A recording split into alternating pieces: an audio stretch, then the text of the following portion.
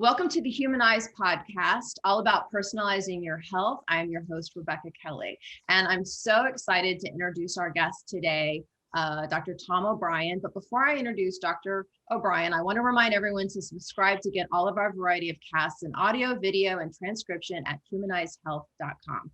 I'd also like to thank our lead sponsor, Village Green Apothecary at myvillagegreen.com.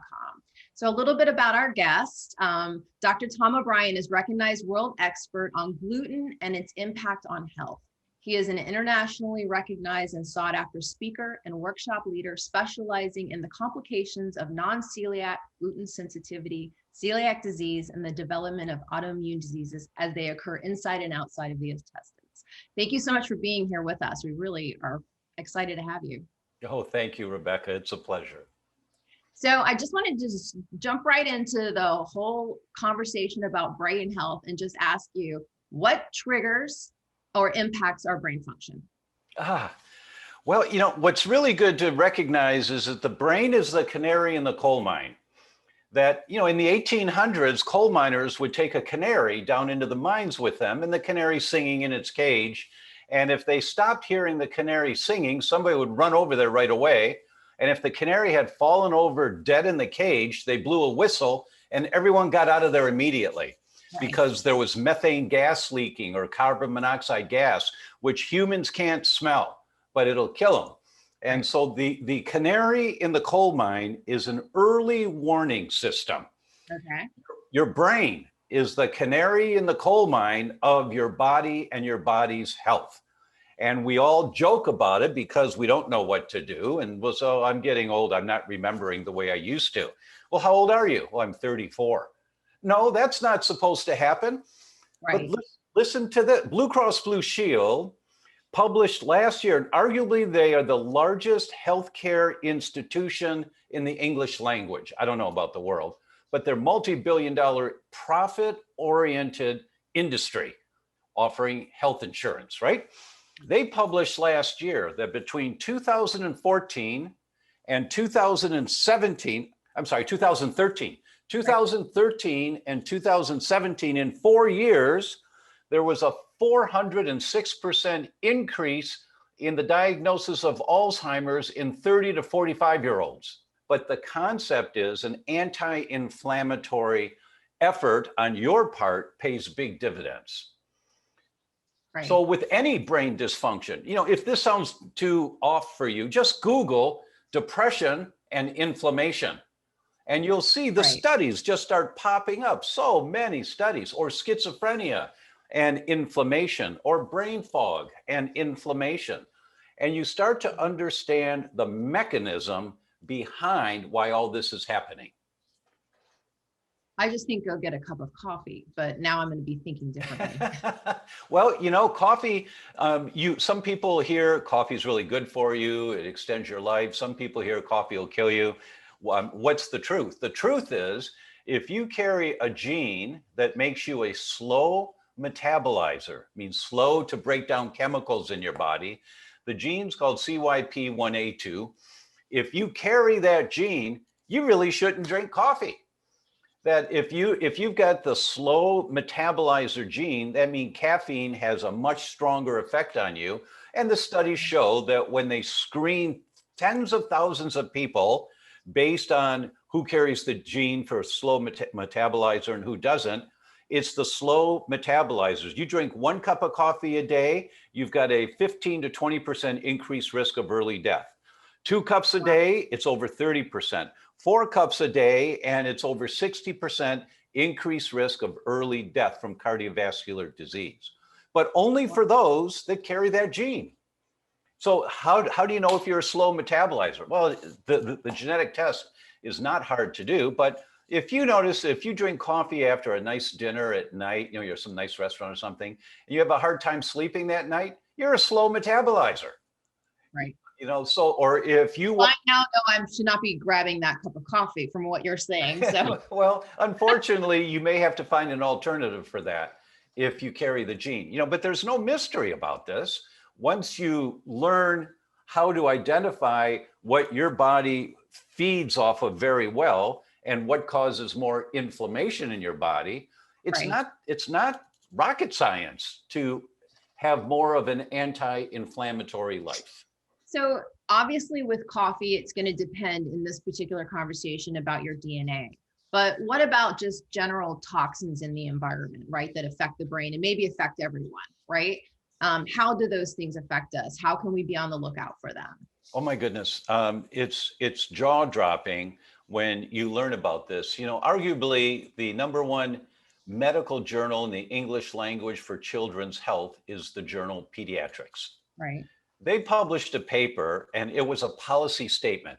It wasn't just a summary of a couple guys' research. It was a policy statement, which means it comes from the board of the American Academy of Pediatrics. They want to make sure every pediatrician knows this. Right. And they said the Toxic Substance Control Act failed miserably to protect the health of our children, and then in parentheses, and adults, meaning all of us. Right. Because the chemical industry paid off the lobbyists, or the lobbyists paid off the senators and the representatives to pass this legislation that has no teeth whatsoever. And I'm going to give you an example.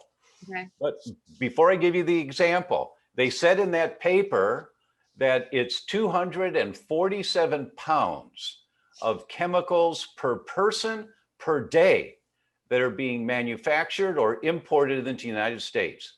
That's What's that number again? I'm sorry. 247 pounds per person per day.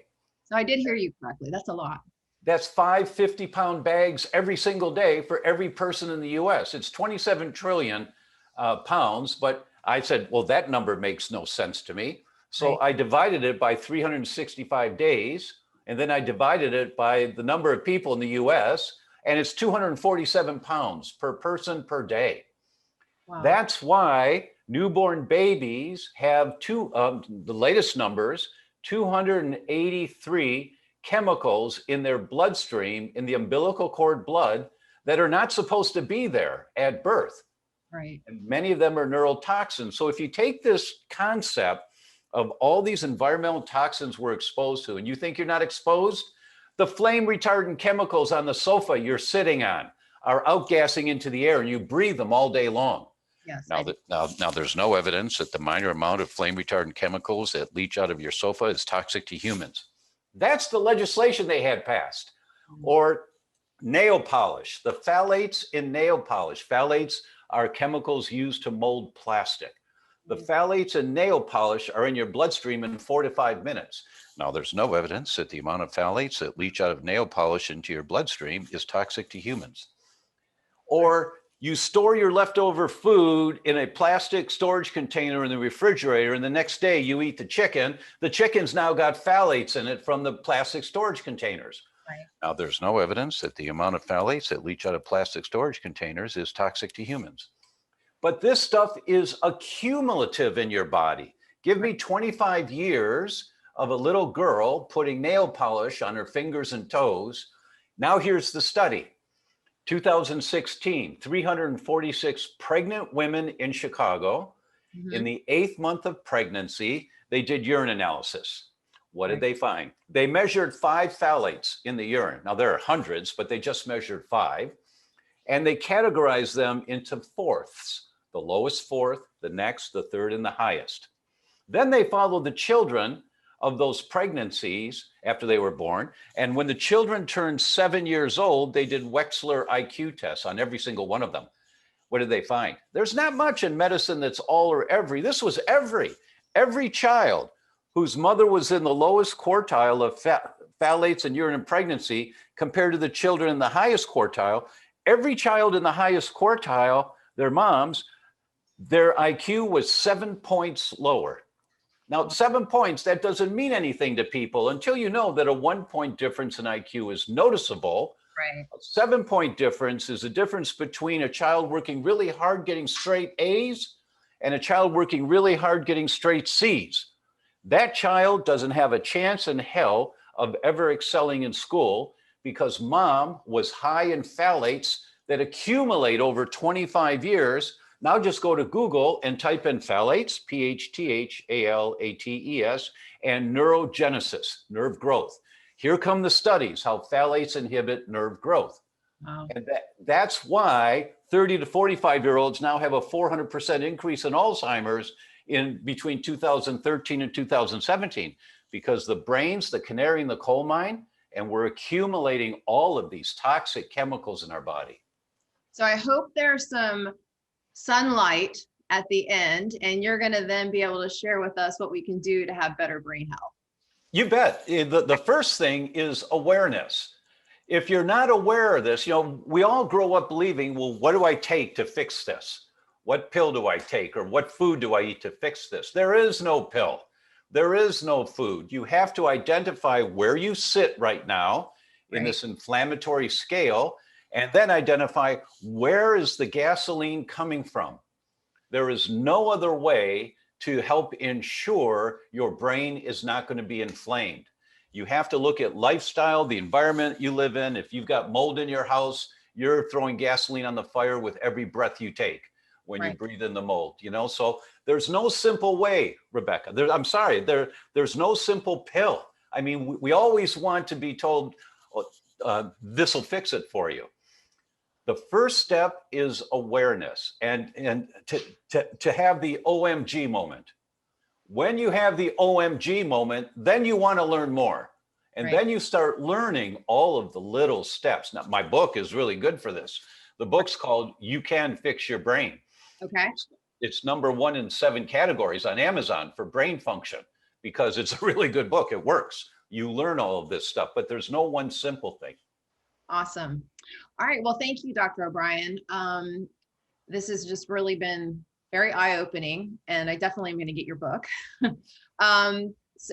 Those are just, I'm still kind of blown away in digesting the amount of poundage and toxins that I'm in this environment. Good.